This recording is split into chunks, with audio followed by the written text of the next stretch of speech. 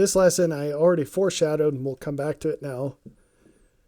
At some point, he was asked how he got so good at being a sniper, and he said practice.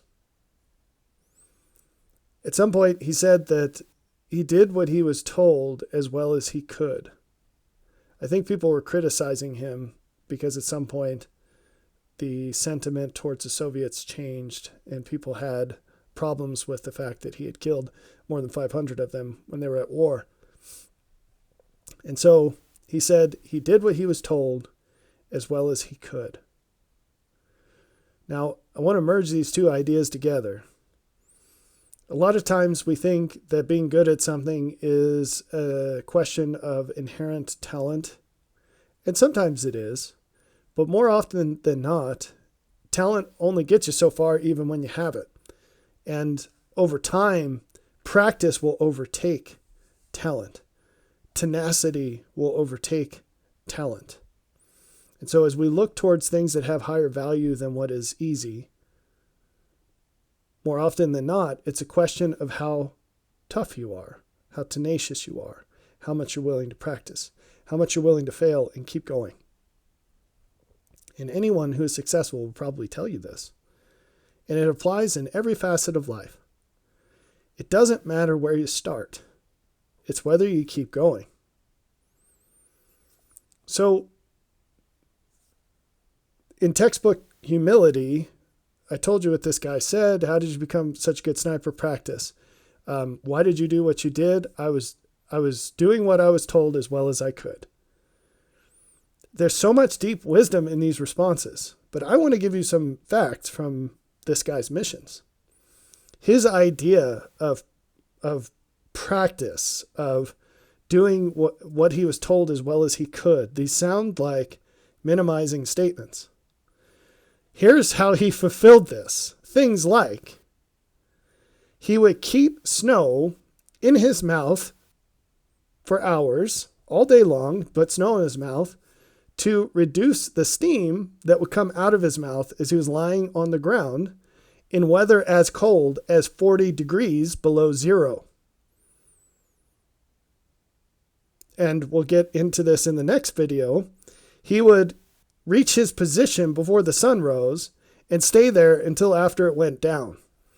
Now, I guess that we could put a slight handicap on that because he was at a very northern latitude.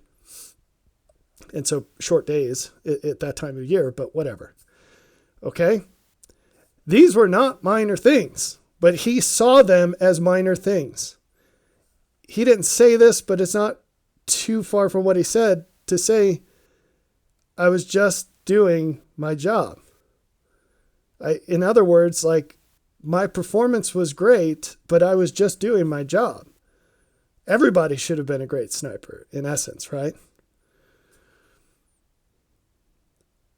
Have you ever wondered what all of your heart, might, mind, and strength actually means? Have you ever thought about what you're leaving on the table? You know something? In all of my interactions with the Lord, and I've had many, I am unaware of him ever criticizing anyone for more than what they were able to do.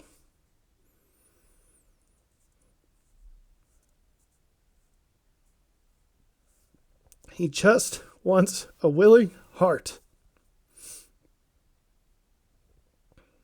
And this is the blessing of being able to be perfect in Christ and to do our best all the time.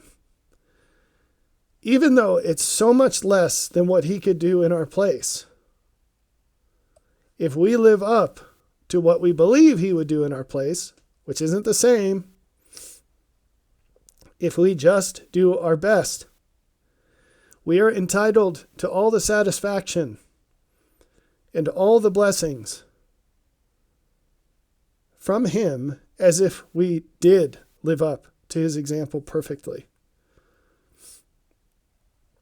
I hope that wasn't unnecessarily confusing. You see, there is a blessing attached to every law, And there are things that you can't receive without actually doing the real thing.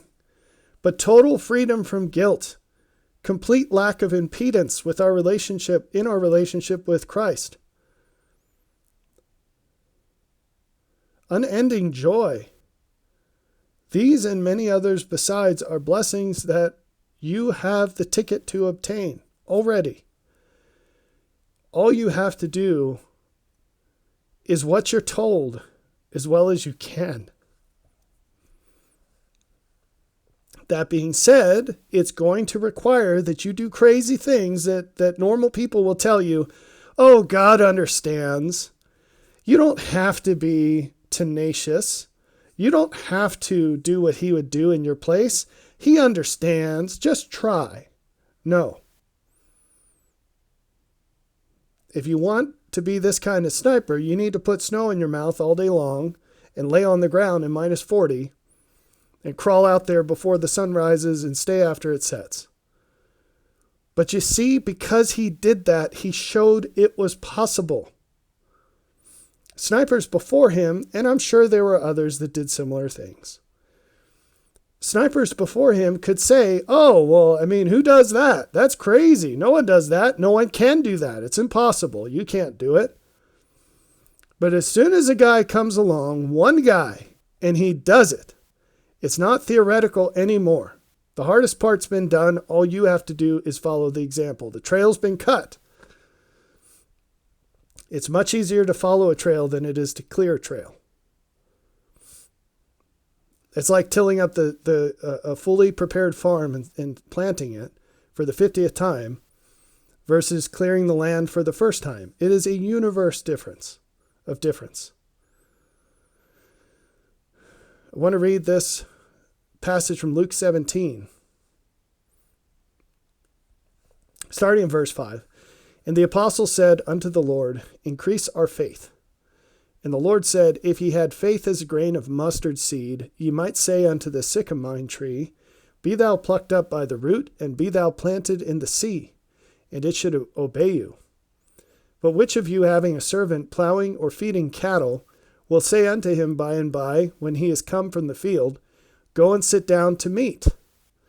And will not rather say unto him, make ready wherewith I may sup, and gird thyself and serve me till I have eaten and drunken, and afterward thou shalt eat and drink. Doth he thank that servant because he had the things that were commanded him? He did the things that were commanded him? I trow not. So likewise ye, when ye shall have done all those things which are commanded you, say, we are unprofitable servants. We have done that which was our duty to do.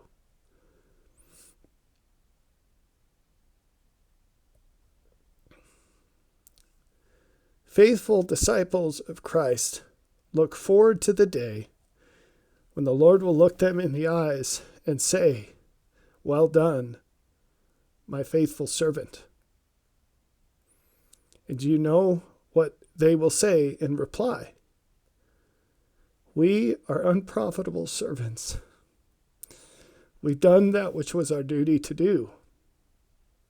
They'll say, everything that is good about me is from you.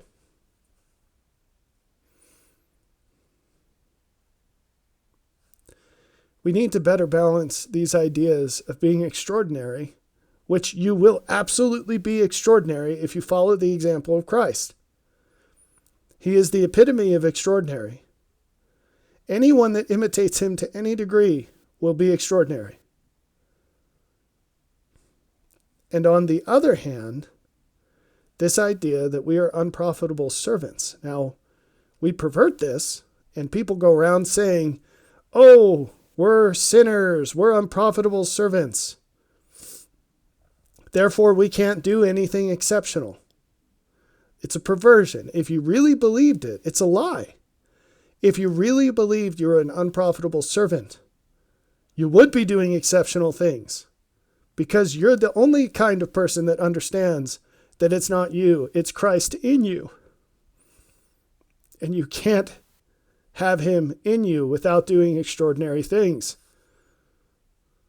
And yet, even if you're laying on the ground in minus 40 all day long and shooting more people than any other sniper, and yet you're still just an unprofitable servant.